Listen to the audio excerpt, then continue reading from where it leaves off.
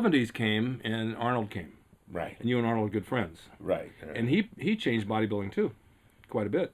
I think Arnold made bodybuilding. Arnold's an icon. You know, once in a lifetime you'll ever see Arnold, maybe in 2 lifetimes. Right. The thing I like about Arnold is Arnold has so much self-confidence.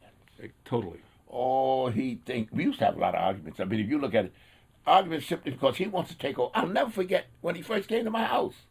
When he was just didn't win anything. No. I've never won anything. I even got audio where we were Artie Zeller, God bless him, I loved him, because he grew up with me on the East Side. Artie Zeller was the photographer that did all the photo shoots with Arnold and all the bodybuilders, one of the top guys. Yeah, he was then. And then Arnold wanted to meet me then, you know, and so he come to the house, and hey, Leroy, he's king, you know, and I'm looking at this guy, and he hadn't done anything at the time. No, but he was Arnold. Yeah, he was Arnold. He was, you know, come along, and Joe spotted him. Yeah. See, one thing, boy, Joe still, well, I digress a little bit. Anyhow, we started talking, and Arnold said, I'm going to be a star. And you know, Arnold has this big accent. I said, who bodybuilders look down upon? I said, what are you going to play? A U-boat captain? You know the U-boats in those. Yeah, sure. Yeah. And you know what? You can't embarrass him either. No. He doesn't get embarrassed. Because you know why? He's bigger than you. Yeah. Now, let me tell you this, how we get now thing. Arnold always, when he see me, because I don't take his shit.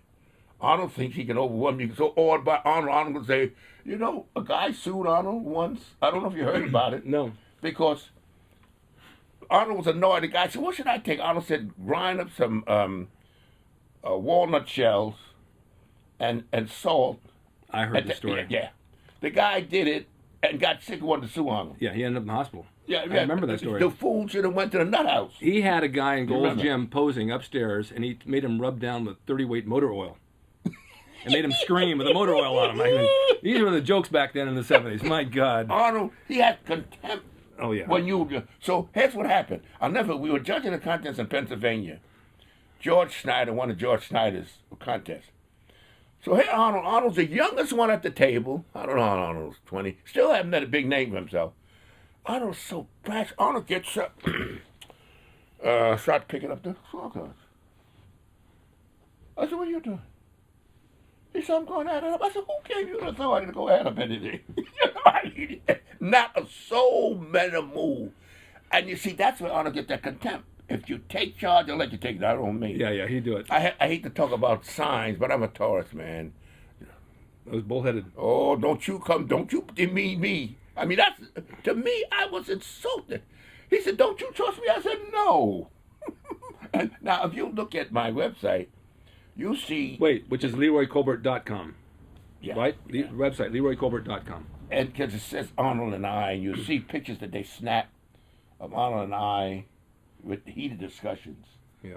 I always respect. I'm not the type of guy that I respect him. I tell you, I wish I had the brashness and the self-assurance. I don't have that. I mean, that's why he is where he is. Yeah. He's no luck. You can only go so far with luck. Yeah. What Joe did was open the door for him. Right. And you know, that's one of the reasons. Now I'm gonna tell you, a beautiful guy, but just don't have it. But from the heart is a big Dave Draper. Oh yeah, Dave was wonderful. Joe loved Dave, but Dave disappointed Joe. Dave was closed in. Yeah. Dave didn't like himself. No. Dave and I are good friends. He just didn't like himself. And he's a very good-hearted, giving person.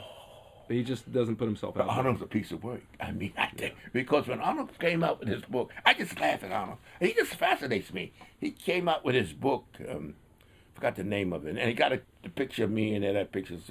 So I liked it. So next thing I do, I got to get a letter from his lawyer, want to release. I said, Arnold, come on. I don't want to. You think I'm going to sue you? Yeah, but it's not me, Leroy. It's my lawyer. I said, okay, Arnold. So I signed. Yeah, he did that to quite a few people. I was annoyed. because But never sent a waiver. Yeah. Never sent one copy, complimentary copy. Dave Draper comes out with his book. sent me 2 copies and never asked for release. Yeah, he sent That's me, why Dave got no money and he's a millionaire. Dave sent me 3 books, and I read them, and they're great, and he just did a complimentary like that. I mean, the first book, I forgot it was the first or second book, where he had all the bodybuilders in there. Yeah. And he had quite a few pictures of me in there. And it's this difference, and, well, you know, I tell you, to be honest, I'd rather be like Arnold. Well, the thing is that legally you have to have a release, or you can sue them. And then a few of the guys, I don't remember who they were, but somebody said that we want royalties off the book sales because our picture's in there. Oh, yeah, you always get. Oh, I can understand it. Yeah. But you can at least send a complimentary card. At least do that. And a thank you. I can understand it. Dave is not that type of site. That's why Dave is where he is and Arnold's where he is. Well, when did you come out to California? 20 years ago. Oh, you've been here that long? Yeah. Stop it. Jeez. Well, I just... You good God, you 20 years scared me. I'm looking at the end of the line. No, I tell my son, I said, man, you're just starting out life. I'm finishing up. You no, see, I'm coasting, see. You're going into 3rd gear. Yeah. After 3rd gear, you begin to coast. Don't I have overdrive? No. It's slow drive. I hope I can keep going. No, overdrive. But you came out here and opened up a health food store. Yeah. And where was it? Is that down the marina? Yeah, that was called Excel Health. That was the first one. All right. And then you moved it. Then I moved after I got divorced from my 3rd one and last one. Well, we all do that. That's part of lifestyle. she robbed me blind, though. Very cosmetic. Because I would have a woman that don't want. I don't want no one sitting around me taking care of. I don't need that. No, it's not necessary. The 2 loves of my life. My first wife died early, but I didn't divorce her. But the second and the 3rd one, they really worked. Though they were really good in the store. They were good salesmen. Good to have a good partner like that works with you. Oh. Now, was one of them here when you moved down by Trader Joe's? No, I had divorced by then. Okay, so you had your store by Trader Joe's for how long? 8 years. The only reason I didn't have to keep that store is because they put us all out to put the bank there. The bank wanted all the space. But you had good foot traffic there. Trader Joe's. If I had that store, then I would. Yeah, definitely. So now you're on Ventura Boulevard in Sherman Oaks. Sherman Oaks, yeah. And it's called? Total Nutrition. Total Nutrition. And if anybody comes out here and they want to see you, they can drop in and say hi. Oh, yeah, sure. Will you talk to them? Oh, of course. I mean, you know, I'm a windbag anyhow, Rick. Now, you know that. You know that. Be prepared to stay about 3 hours. Maybe he'll give you a supplement to drink while he's talking. Well, my God, you've had a long, long history of bodybuilding and fitness and health, and you know it more than anybody else knows, which is all valuable information because these people want to know. They want to know what went on back there and how we did things and how you did things before me even, you know? Yeah, well, you know, it was just a different mindset. You didn't have this. Today, these guys want to be prima donnas. Yeah. And you know, another thing, a lot of black guys were into bodybuilding in my day, you know. Yeah. This is more or less a recent phenomenon. In my day, very few black guys were interested in bodybuilding, you know. Yeah. But now it's much more. There's a lot more blacks into that than there was in my day. But the thing that I really that fascinates me with this bodybuilding is when I look back at how it evolved, and then I look at the contribution that Joe made. I remember when I said, and Joe will tell you this, Joe, his memory's good on that. It is. When Joe says, Leroy, I'm going to put you on the cover.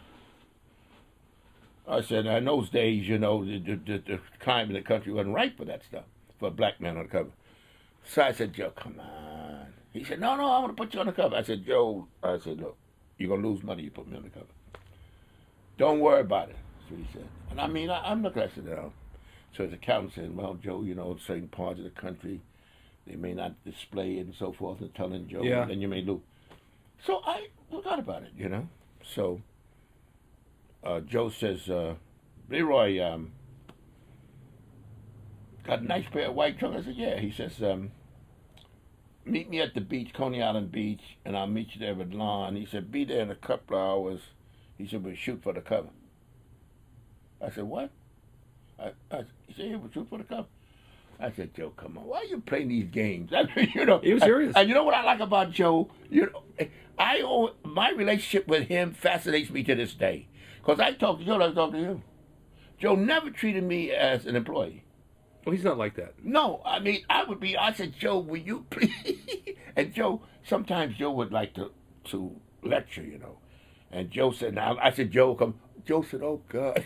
Because most people stand there, that, you know, like Jesus is talking. Yeah, Joe, yeah. But he liked it.